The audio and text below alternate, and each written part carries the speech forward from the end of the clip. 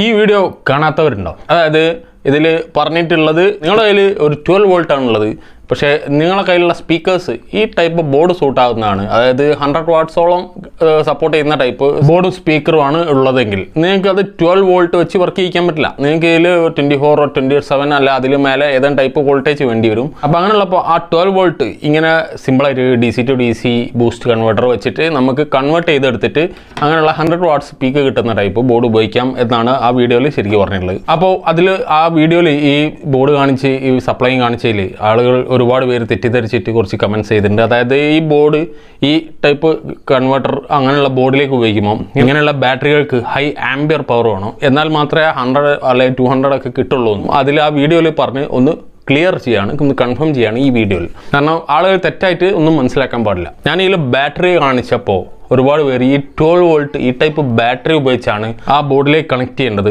എന്നാണ് ധരിച്ചിട്ടുള്ളത്. അപ്പോൾ അതിനെ തിരുത്തി ക്ലിയർ ചെയ്തിട്ടാണ് എല്ലാവരും കമൻറ്റ് ചെയ്തിട്ടുള്ളത്.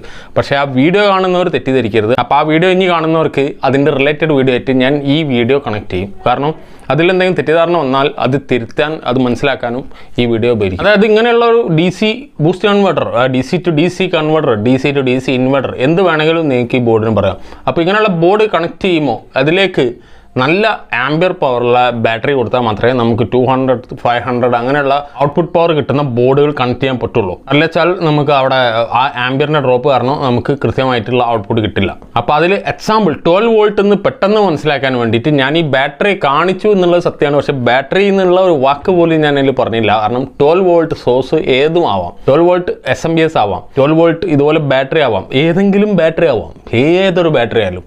അപ്പോൾ ഈ ബാറ്ററിയിൽ നമുക്ക് ഇപ്പോൾ ഒരു 50 45 എന്തായാലും നമുക്ക് കിട്ടും.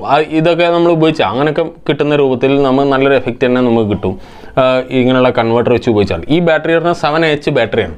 അപ്പോൾ നമ്മൾ വണ്ടികളിൽ ഉപയോഗിക്കുന്ന ബാറ്ററികൾക്കൊക്കെ ഒരുപാട് ആംബിയർ പവർ കൂടുതലാണ്. അപ്പോൾ അതുകൊണ്ട് തന്നെ അതിൽ നിന്ന് 100 വാട്ട്സ് അല്ല അതിൽ ആ ഒരു റേഞ്ചിലുള്ള എഫക്റ്റ് നല്ല സൂപ്പറായിട്ട് ഇങ്ങനെയുള്ള ബോർഡ് കണക്ട് ചെയ്തിട്ട് നമുക്ക് എക്സ്പീരിയൻസ് ചെയ്യാം. അത് വണ്ടികളുടെ കാര്യമാണ്. പക്ഷേ വീടുകളിൽ വെക്കുകയാണെങ്കിലുള്ള കാര്യമാണ് പ്രത്യേകിച്ച് അതിൽ പറഞ്ഞത് 12 വോൾട്ട് എന്ന് ഞാൻ പ്രത്യേകം പറയാൻ കാരണം 12 വോൾട്ട് എന്നുള്ളത് ഈ ഒരു ബാറ്ററി മാത്രമല്ല, 12 വോൾട്ട് എന്നുള്ളത് ബാറ്ററി സോഴ്സ് മാത്രമല്ല. 12 വോൾട്ടിന് SMPSകളുണ്ട്. 12 വോൾട്ട് എവിടെ നിന്നാണോ ഔട്ട്പുട്ട് കിട്ടുന്നത് ആ 12 വോൾട്ട് ഉപയോഗിച്ചിട്ട് ഇങ്ങനെയുള്ള ബോർഡുകൾ ഉപയോഗിക്കാം എന്നുള്ള ഒരു ചെറിയ സിമ്പിൾ ടിപ്പ് മാത്രമാണ് അതിൽ പറഞ്ഞിട്ടുള്ളത്. അപ്പോൾ ആരും തെറ്റിദ്ധരിക്കാതെ തെറ്റായി മനസ്സിലാക്കാതിരിക്കുക.